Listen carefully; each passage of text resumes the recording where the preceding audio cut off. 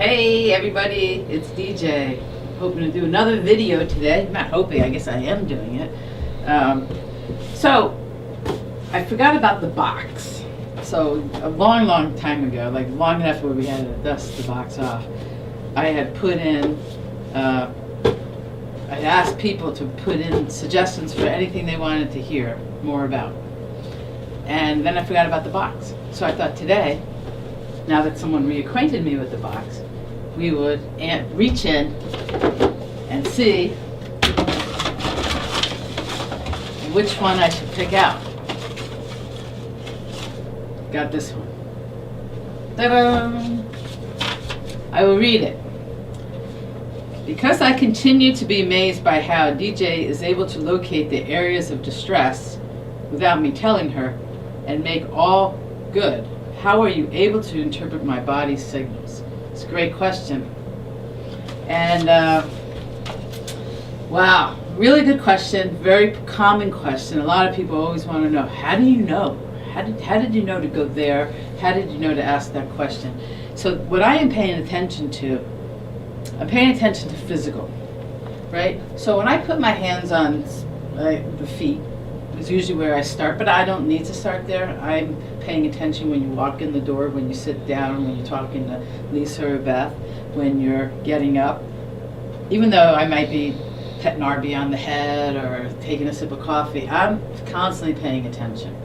So from a physical place, I'm paying attention to breath, I'm paying attention to how you're speaking, the volume of how you're speaking, the articulation. I'm paying attention to how you're moving, how you're getting up from the waiting room chair to move in. All of that gives me information. I'm looking for a sense of fluidity. I'm looking for a sense of balance in how you're moving, functioning, coordination. But then when you come in, I just like to start. I have to start somewhere, and that seems like a nice, safe, consistent place. So I start at the feet, and as soon as I do that, it's like where there is an area of restriction, what I call the strain pattern, whether it's little or big, but it's the one that your body says you have to start here, right here.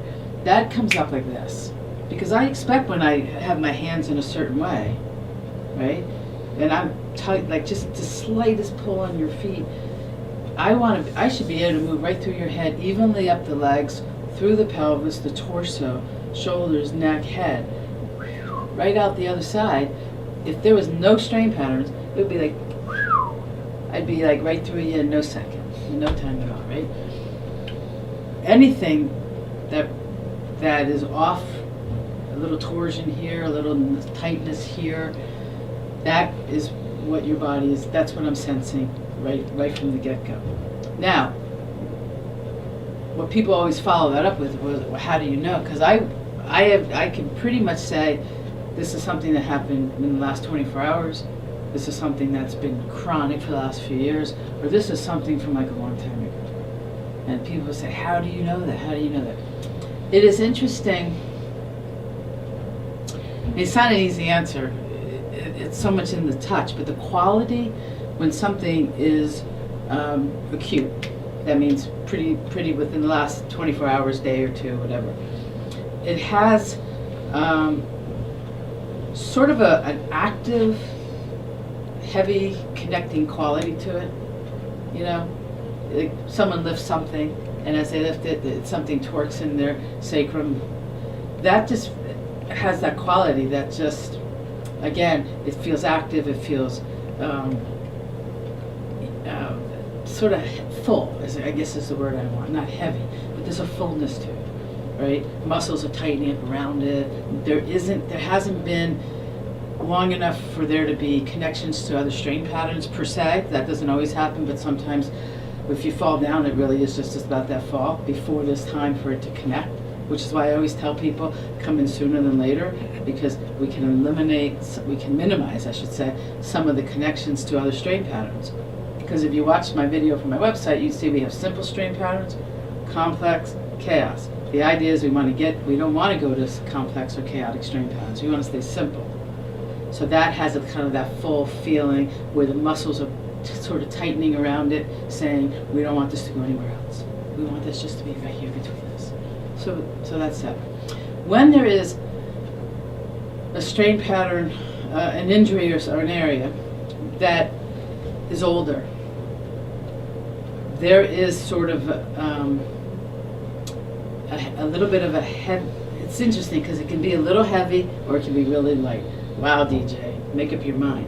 But it really is different. It depends on the kind of injury, and it also depends on if there's an emotional piece to it. That has a huge effect, right?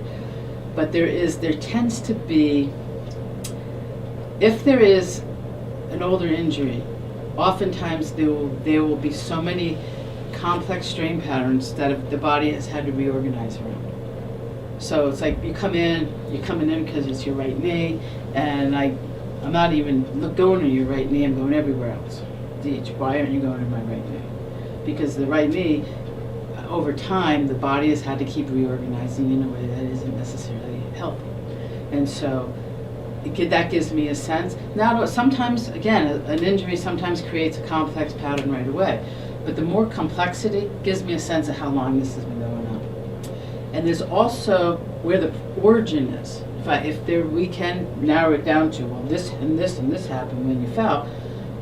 There is now sort of like an emptiness around where that spot is. If I could put a little X on that spot, there would be a ring of emptiness around it. It's the best way I can describe it.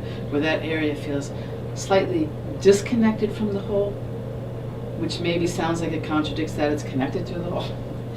That's it. There's like these qualities that go back and forth. The speed of which they go back and forth from a little bit of emptiness to connection to everywhere else is what gives me that information. So when I put my hands on somebody and I'm like, this feels like, when you were 8 years old or 5 years old, and they're like 40, 50, 60, 70, they're like, really? And then they start remembering, and they're like, oh, I fell out of a tree. I broke my arm, but meanwhile, there's all this other stuff that happened. So that's one way. The other quality that shows up, and this happens more when there is a combination of physical and emotional. Like you fell down because you were playing with your new puppy, and that was exciting. You fell down, you hurt your knee, you got up, you kept playing with the puppy. You have some knee stuff, maybe you threw something off. It's still in the acute stage. Get in here, we'll take care of it. Bring the puppy though if you come in, please. If there is an emotional piece, like you just had a fight with your partner, right? Or you had a death in the family or something just really emotional, and you fell down in the exact same way that you fell down playing with the puppy, it now has an emotional quality to it. And when there is that emotion, it creates a vibration around that area, right? Subtle. It's not like you're walking around, vibrating all over the place. But my hands can really feel that vibration. The speed of that vibration, the intensity of that vibration, the area, the size of the area of that vibration gives me information to the significance of that event, how long ago that event was, and if there's an emotional piece to that event. Then we have things that didn't originate in body, but originated because of an emotional piece, which isn't necessarily trauma. It can be connected to trauma. Trauma is body, trauma is nervous system. And if you want to know more about that, we can talk about it. I'm not going to do that today, though. But just emotion, right? The relationship ends, there is a death, there's something that's not connected to a physical injury or illness.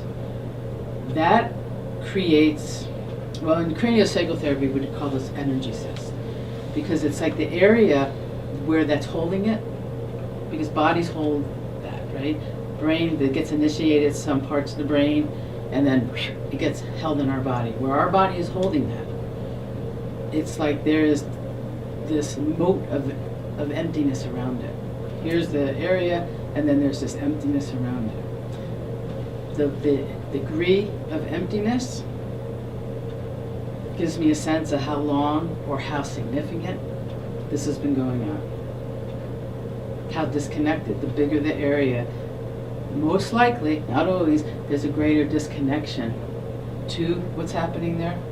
In fact, you might have built, here's the issue, here's all the emptiness, to here. You might have built like a lot of big walls here, so getting here is really hard now. That's the beauty of combining the therapies, is that sometimes when we're doing a hybrid of counseling and craniosacral, we get at it, any which way we need to bring attention to that area, to help move it, both structurally and emotionally, and if it's trauma, through the nervous system.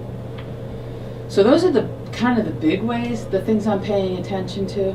But overall, we have, when sperm meets egg, I don't know if that's really what it looks like when it happens, but for now, then there is this ideal blueprint.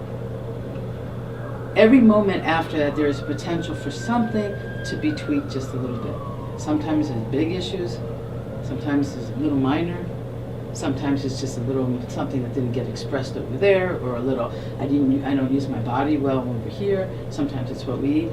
Anything that is off of ideal, really the body has to reorganize around that. So we function. If I didn't lift properly or sit properly or whatever, what does my body have to do so I can still walk and get up and work on my clients and walk my dog and so on and so forth?